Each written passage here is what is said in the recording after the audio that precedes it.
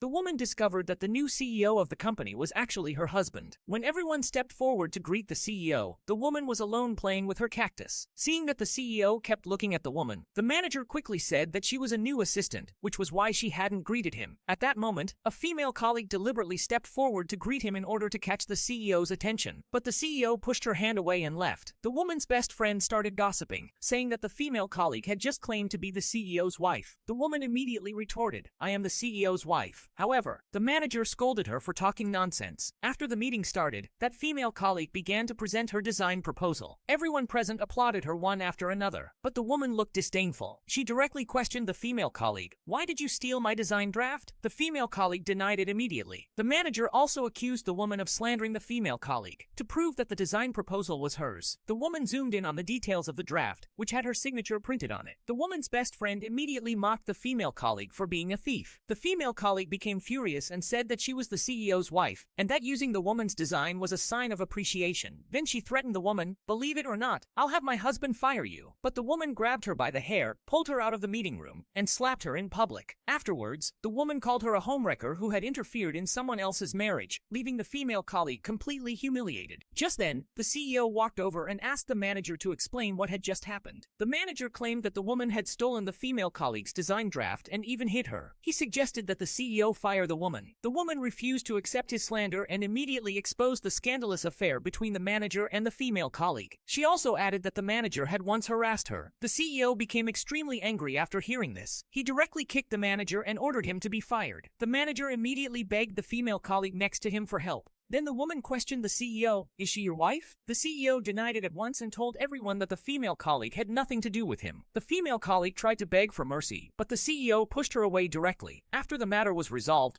the woman immediately felt better. She treated all her colleagues in the department to afternoon tea. The CEO developed an interest in his wife for the first time. However, not long after, his assistant handed in a resignation letter, stating that the woman was resigning. The CEO was shocked.